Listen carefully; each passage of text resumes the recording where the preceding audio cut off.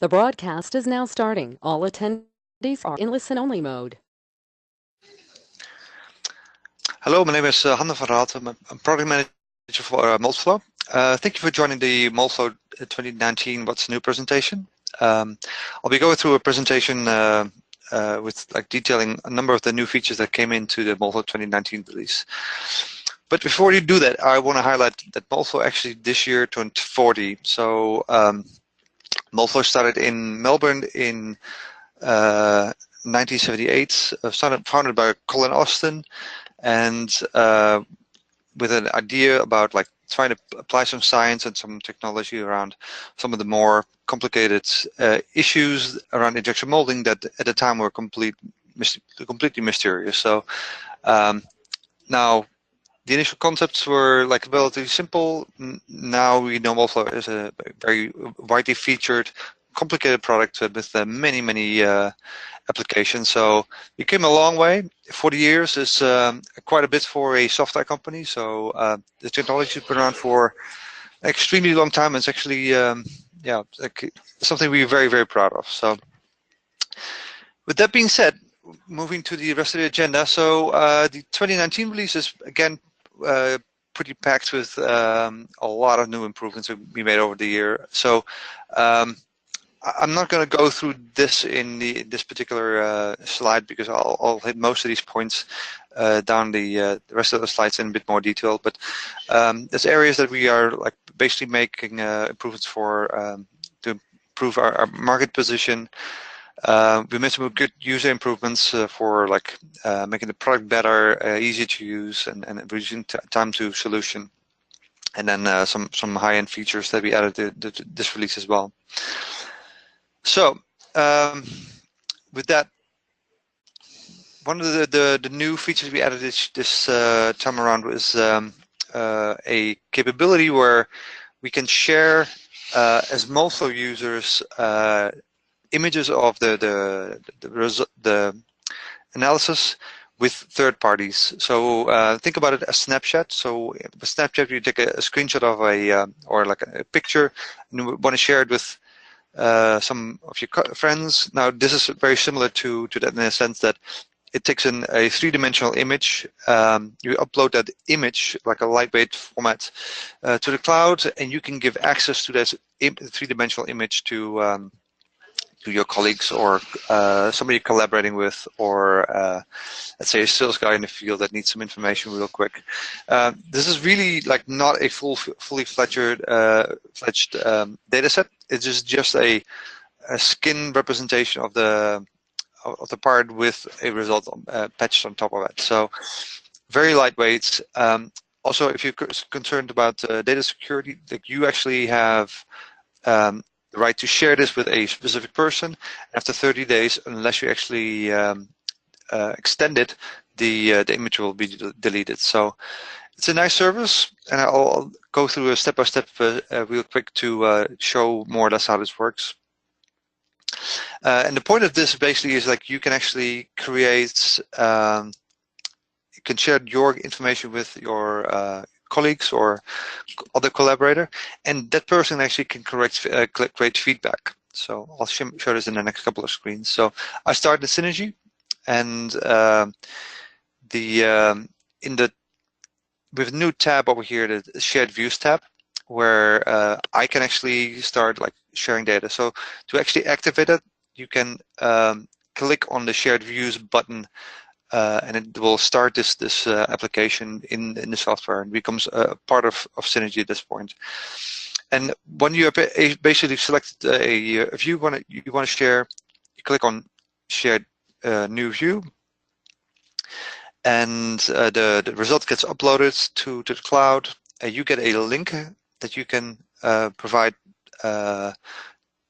to an email, for instance, to somebody else, and this person can actually at that point basically connect to this particular results file in the cloud through a browser.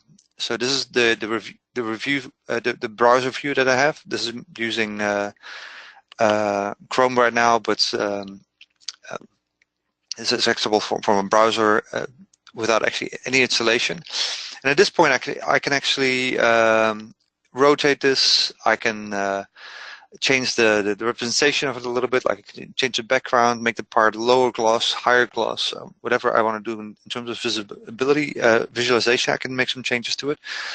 And I can also like add some annotations to it. So I can, let's say, put a pointer to this particular area and make some like a comment over here, like last place to fill. And as a user, I can now say like save this and get this data back to the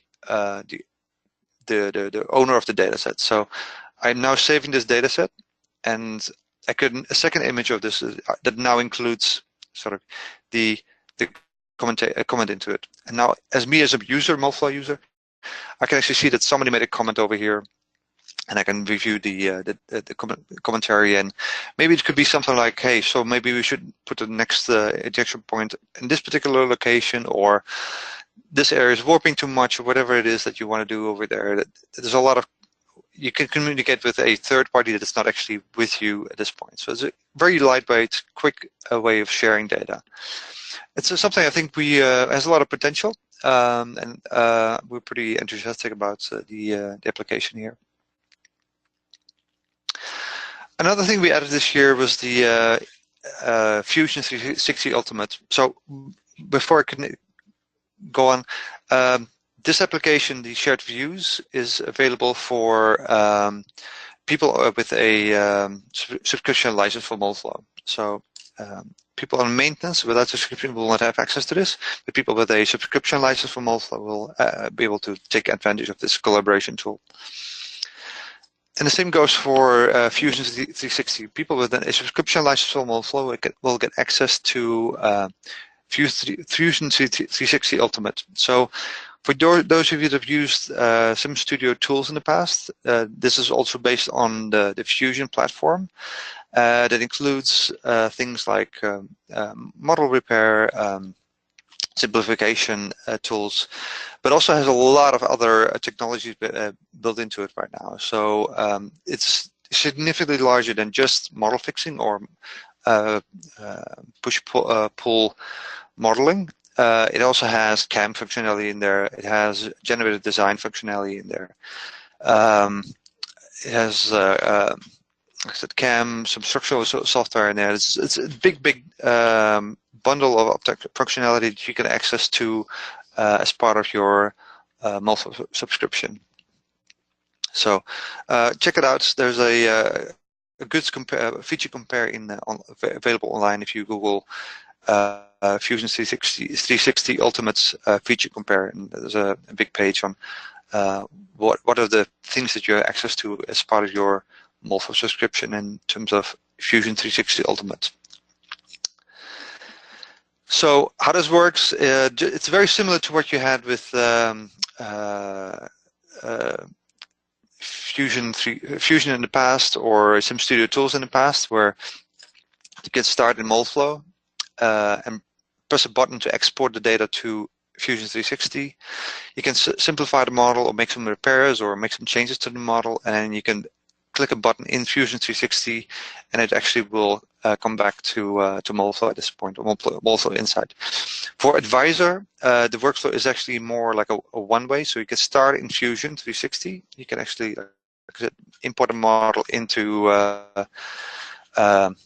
Fusion 360 anywhere from any data source, if you will, and bring it into Multifill Insight or Advisor. So this is a one-way workflow for Advisor. Like I said, it has a lot of functionality built into it. You can design things with it. You can actually do some mechanical simulation, some shape optimization, like with generative design, some CAN tools and rendering tools built into this platform. So, like I said, there's a lot of value and a lot of technology packed into this one benefit of using the subscription license for Multiplow. There's a lot of help that comes with it, so to get you up to speed with how to use this. One important thing this is a cloud-based product, but the entire workflow from going from out of Moldflow into Fusion, being able to make changes there, and being back to Moldflow. That workflow does not require you to actually save any of the data. If you hit save, you will be asked to specify what kind of folder you will use, but that's going to be a browser, so a network, an internet-based cloud solver location. But the entire workflow from Moldflow to Fusion 360 with like any of the repair tools, and then back to Moldflow does not require you to use any saves. So if you do not want to have your data reside in the cloud, that's completely up to you. That is not necessary.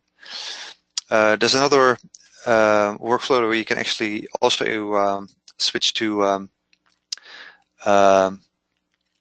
switch off the online mode, so you can actually use Fusion for 2 weeks offline without any of the data being saved to the cloud as well. So just an extra layer of protection. But like I said, you own the decision to save something. That doesn't happen automatically. Fusion does not get installed with the product automatically. You can get the Multifill add-in installed with from your Autodesk accounts as an entitlement. So you go to Autodesk accounts with your login. You should find Fusion 360 Ultimate entitlement in there that allows you to actually download the software, and your Multifill login or Autodesk login will be your login that you can need for using Fusion.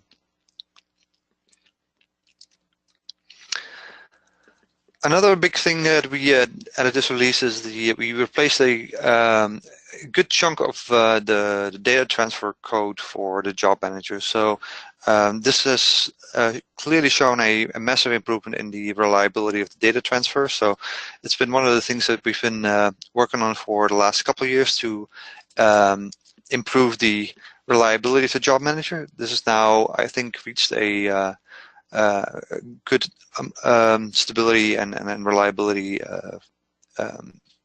So the other thing we added, we resolved a number of smaller issues that prevented some of the companies with like some restrictive IT policies to install the job manager correctly.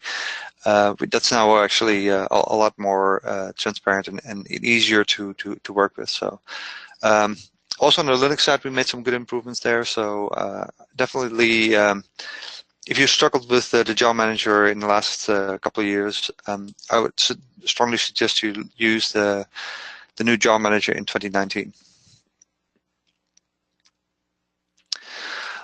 Another very good improvement we made this year is that we added a number of areas that we made some good speed improvement to Synergy, sort of the user interface. So we were able to speed up the model loading of studies in Synergy by about 10 to 20%.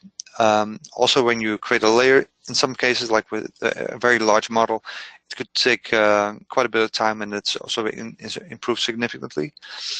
For people that are doing a lot of work with modeling, one of the things we added this year is the ability, like the node merge is now for a single node a lot faster, but 7 times speed improvement there. And if you let's say combine a number of nodes, like many nodes into one, that's also like a good improvement there to be made, so like about 20% speed improvement.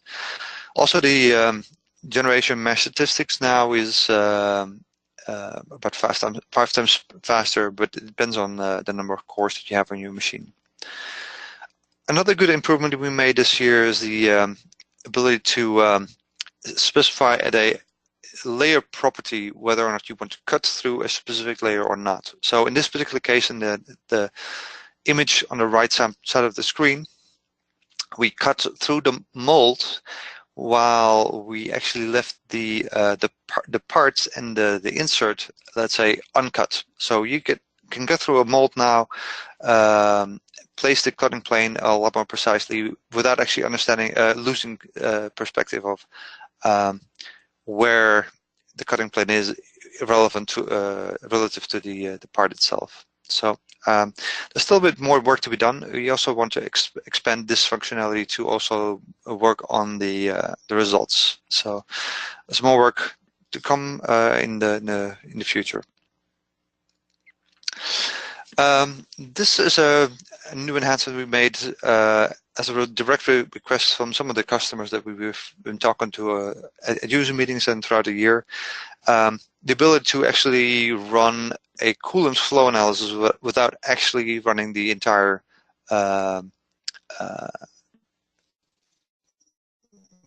mold temperature analysis. So the cooling analysis in Moldflow consists out of two parts.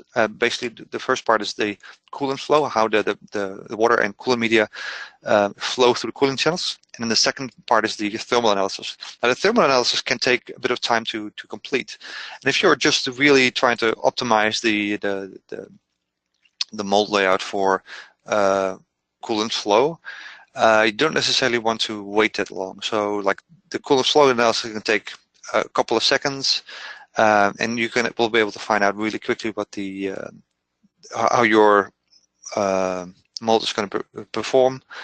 If you have any dead spots or like the flow rate is dropping off in a specific area, you can correct those very quickly before you actually start like running a much more elaborate analysis. So a good improvement to actually help you set up a mold or like design a cooling channels without actually making going very far in the analysis process. So it's really quick. As a side effect, we also added some new capabilities with be able to add friction factors and gravity in the coolant flow itself, as well as adding the ability to actually specify a pump. So there's a new element over here, new boundary condition. It's called a pump. You can specify a pump curve in as input and really understand, let's say, how water travels from a pump station somewhere, maybe down like a bit further away from your molding machine, how that influences actually the coolant flow by itself as a whole. And let's say maybe the coolant actually gets pumped up against gravity. You can also account for the losses there as a result of the gravitation effects. So you can also, these new boundary conditions, these new factors, K factor and the friction factor, can also now be included in the as well as the new pump curve can also be included in the cooling analysis itself. So the full mold cooling. We've made a huge improvement in the conformal cooling analysis solve. So the new solver is about 5 times faster. It is also parallelized. So and it also includes now Linux support. So it's at the moment a non-default option. So if you want to switch on the new conformal cooling or the 3D coolant flow solver, you have to go to the analysis options and switch the options to the non-default option there. So there's a completely new development, new technology that we developed. It's based off some other technology we had developed a couple of years ago, and now is reused in this solver over here as well. So much faster in general than the previous solver. So good improvement, and we hope that this is going to help you look at things like conformal cooling in a bit more efficient way. So none of the workflow has changed. So it's still the same workflow as before. Just the new solver option is significantly faster. So also made some improvement in the in other improvements in the user interface. So in the last couple of years, we've added. So the traditional Moldflow workflow has been very heavily mesh based. So a lot of the selection tools were geared towards things in mesh. But in the last couple of years, we added a lot of pieces for that require you to also select things on the CAD body. So a face or an edge or an entire CAD model. So we've had the ability to actually select those features in the model, but they were very deeply hidden in the user interface, and they were not very clear to the user at all. So we brought us much further up in the user interface right now. So on the ribbon, you can find a body select, a face select, and an edge select option. And if, let's say, you want to modify make a CAD modification inside of Moldflow using the normal selection tools or the geometry modification tools, they will automatically switch to the relevant face selection in this case. Like, let's say you start off with having the selection tool in CAD body fit mode. As soon as you switch to want to make a design change, it will pick automatically the face selection tool at that point. So it's pretty clever, and it's going to work quite intuitively, I think. We also simplified the meshing UI quite a bit. So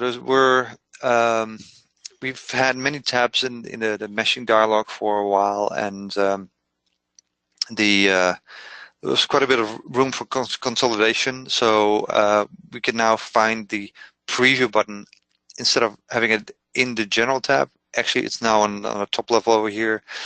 And then some of the other like sort of more obscure options that really weren't had some duplication here and there. They're now consolidated into a single dialog. So it's a bit simpler, requires less training, and I hope you're going to like this. We also created a new workflow where you can start meshing your CAD model in a dual domain way, but then switch the model to a midplane model and change the properties, the element type to midplane.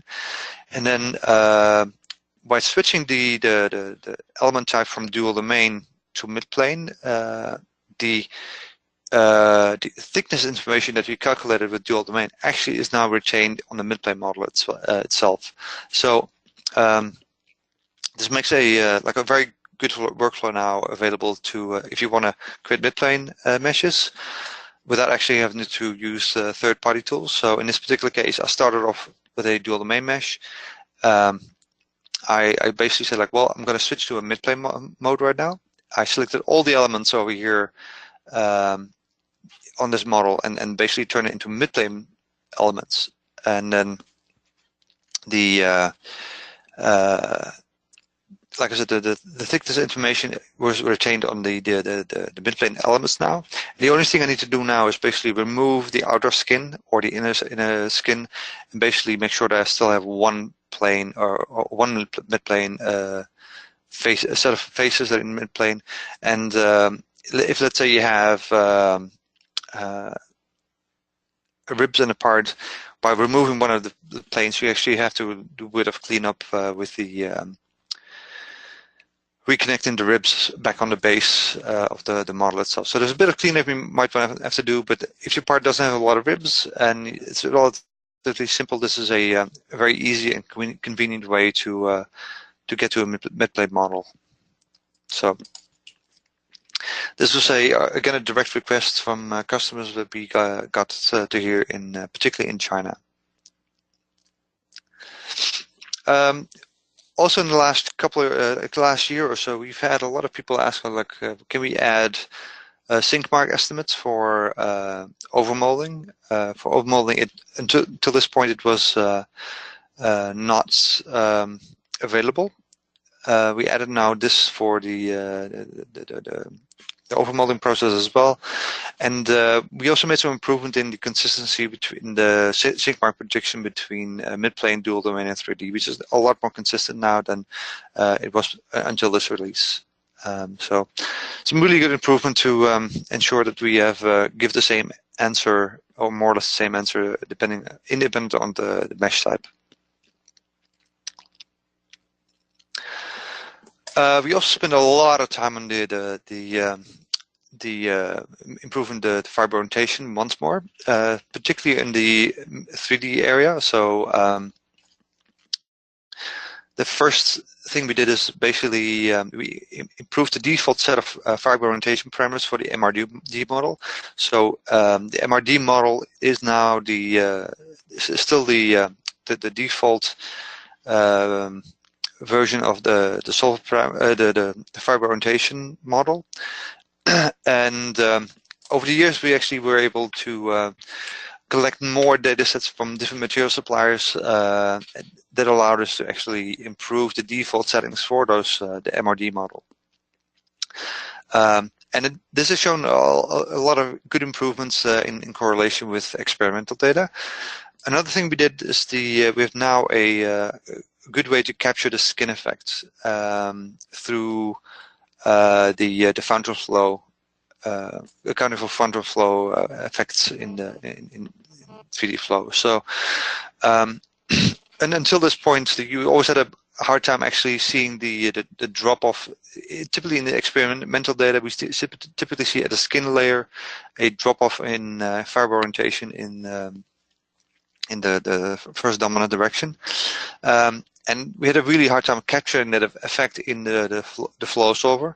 But now with the new implementation, we actually have a way to get capture this effect in the solver as well. So the combined new fiber orientation parameters with the new skin layer orientation actually makes a good improvement. This is experimental data over here in the dotted lines.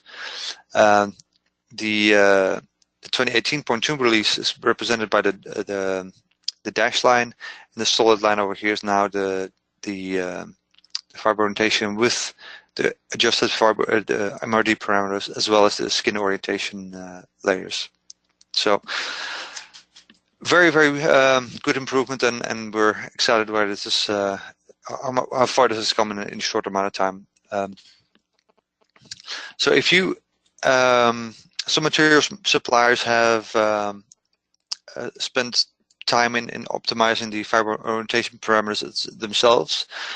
In this release, because they have now the skin orientation at the improvement on the skin layer, we would recommend material suppliers to rerun the correlations over here to make sure that they optimize the fiber orientation parameters for the different materials, including the skin effects there. So another good improvement we made is that we now can have an option to show the fiber orientation over time. So it's a non-default option in the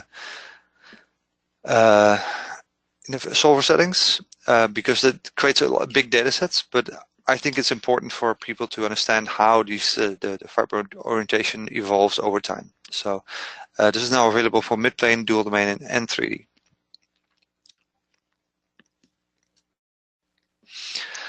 We updated the CAD imports functionality, so we now import the latest version of Inventor, Alias, Siemens NX, Creo, Parametric 4 for the first time, Parasolid V30, SolidWorks 2018, and CATIA V5 R6, 6R 2017. So particularly the CATIA translator has actually gone through a big change. So there's several methods to translate for data from CATIA into another CAD model. The new CATIA V5 implementation actually is using a more new approach to this. So you've seen really good improvements with a more stable CAD imports compared to the previous release. So this is always been one of the weaker translators in the past, and I think this is now significantly improved. For the customers that have access to Helios PFA, either because they have a license or because they have a Multifill Insight Ultimate subscription license. We added some improvements there in Helios to account for temperature interpolation. Let's say if you have a data set with measured temperatures at two different temperatures, so nonlinear mechanical properties at two different temperatures. Now we can actually allow you to specify a temperature outside of the measured range, and we use interpolation to get to a plausible thermal curve there. So it requires you to at least have two tension and compression for or compression data for at least two temperatures. So it's a good improvement, and we're actually really happy to see how Helios PFA is getting adopted by the industry. So this is still a very good piece of technology that actually is part of becoming a more and more important part of our product portfolio. So very excited to see this moving forward.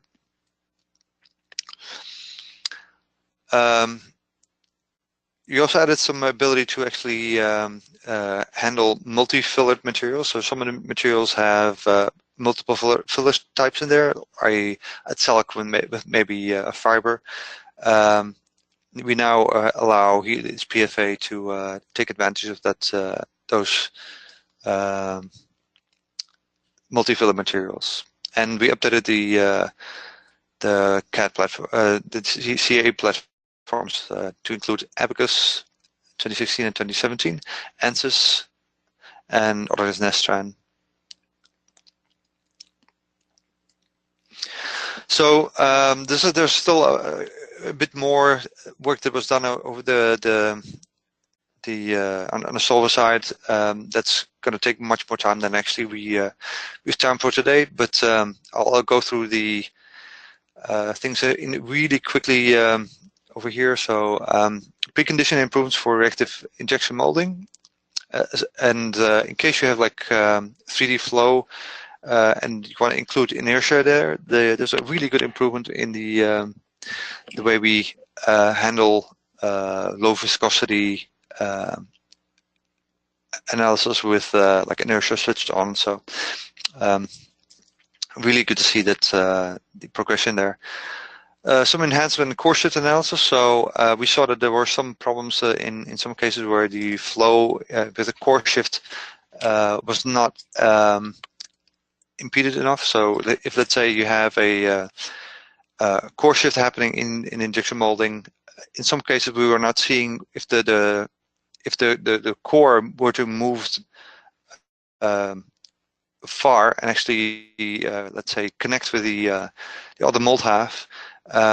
We were not seeing the full effect of that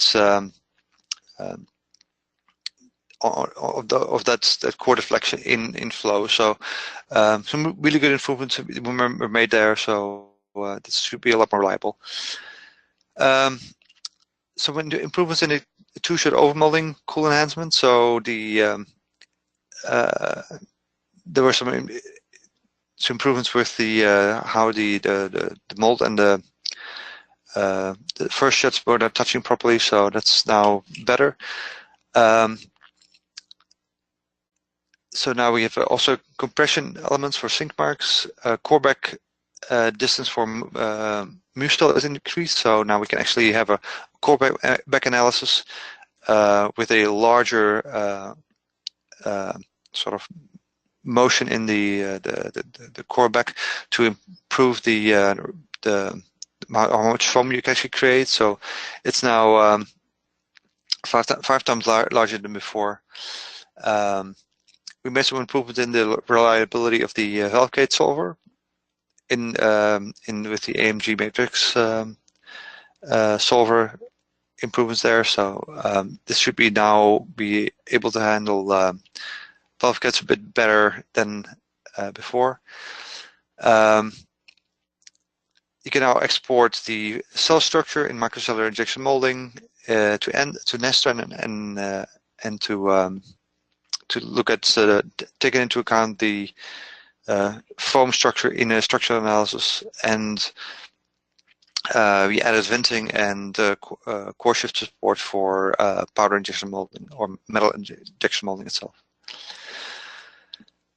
So also, we actually now have over 10,000 materials in our thermoplastic material database. So we added about 300 new grades in the material database. We made some changes to over 300 as well, and we removed about 92 materials from the database. So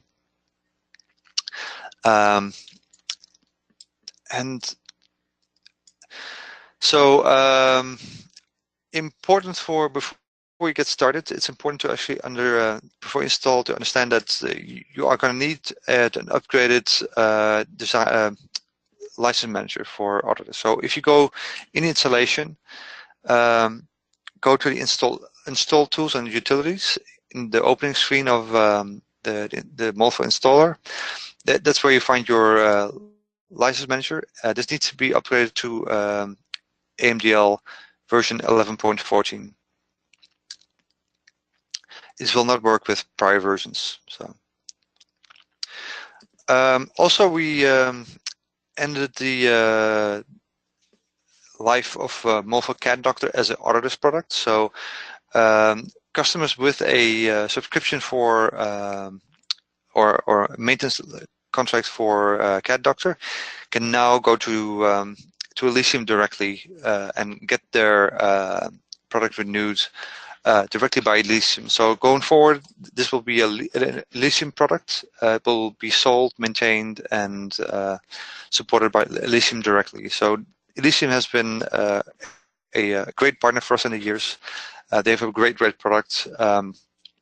It just with a new license model, it didn't make any sense for us to keep the relationship as it was, as in us reselling their products and giving them a margin on this.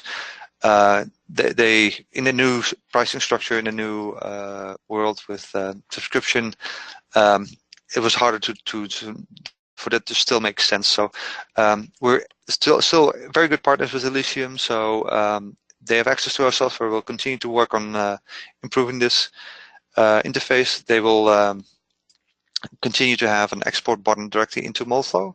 So this actually might be a very good move for customers that still have CAD Doctor and a maintenance or subscription model. So for the different geos, customers can connect directly with Elysium with some of the context people over here.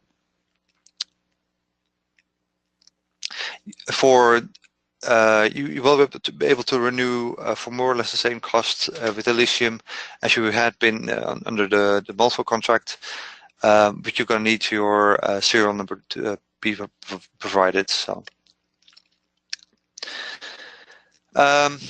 lastly, you can now download the 2019 release from Autodesk accounts. So if you go to your Autodesk accounts, in the download section, you can now look for Multifill Synergy. You find your 2019 products over there in the list. We now have validation documents available on SimHub, and we still have technology preview live on beta.autodesk.com. And I believe that I'm at the end of my presentation, and if there are any questions from the audience, I'll be gladly answering those.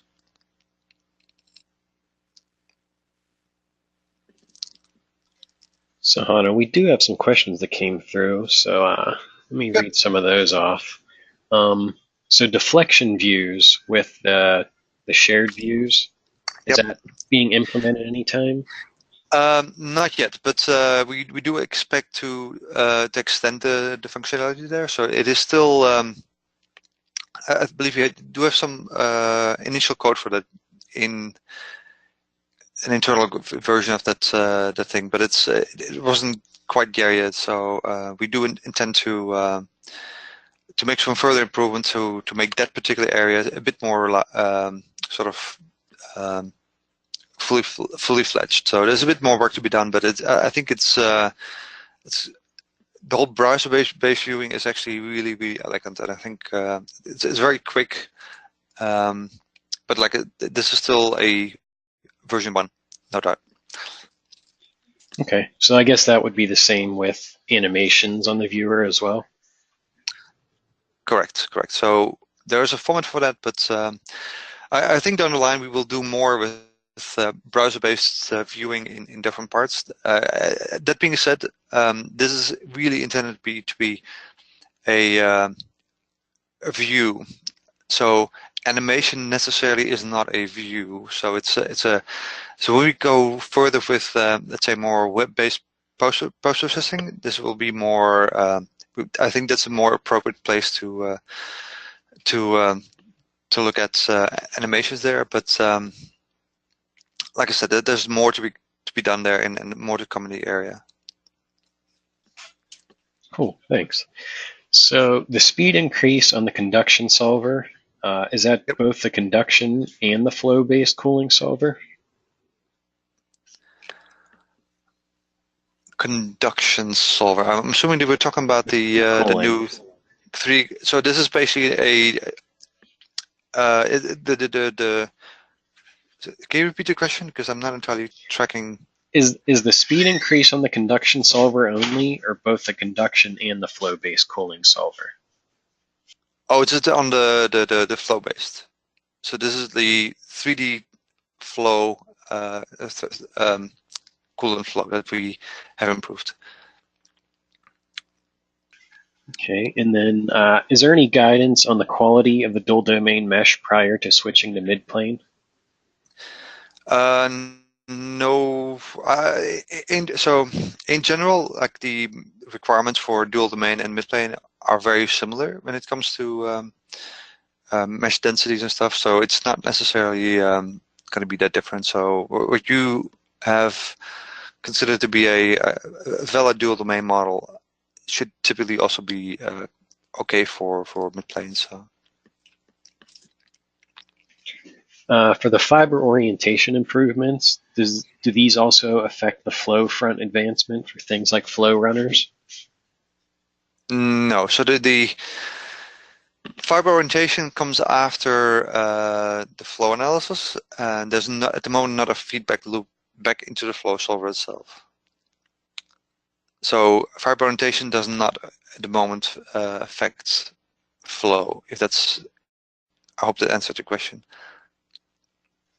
Okay, and then someone was asking if you can go into a little more depth on the improvements made to the core shift analysis. Sure. So it's actually a few enhancements. One is basically we now take better. The flow from progression is taken better into account as part of the a large reflection in your mold core. We saw some problems there that were not entirely. We weren't capturing the right effect there, and things like we couldn't, for instance, see an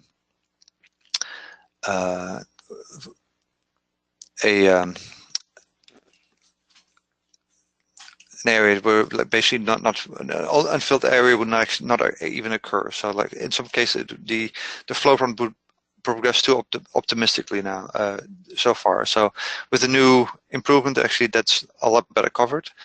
There also is a small change in the thermal analysis that kicked in there. So there's a good validation report that talks about this in a bit more detail. I would refer to the validation report on SimHub. Okay, and then a question about CAD Doctor. If someone currently owns it, can they keep the 2018 version without updates? Does it stand as a standalone product, or? So I believe at the moment, CAD Doctor was still a perpetual license, so that will not go away. However, if you are looking to get to the latest version of CAD Doctor, then I would suggest you connect with Elysium and see, get a maintenance contract set up with them. But if you don't plan to have maintenance for Cat Doctor going forward, that's the product will not go away.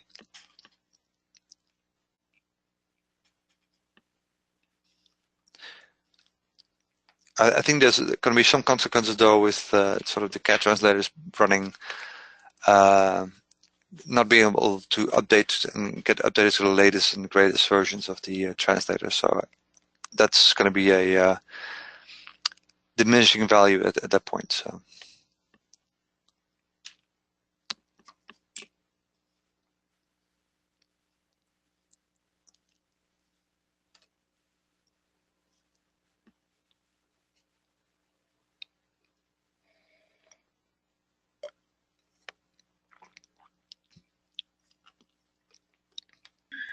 All right, and I think that's about it. Very good. Then before I sign off, I'm assuming everybody's aware of the Moldflow Summit in Troy, Michigan, from June 12th to 14th, I believe. So I would definitely like you to invite you to that. If you need any clear directions when this is going to be at, so go to Google and Google Multifill Summit in Troy, and you will land on the right page and can register for that. So, and I hope to see you there then. Thank you very much for your attention. And if there any other questions, don't hesitate to reach out. Thank you.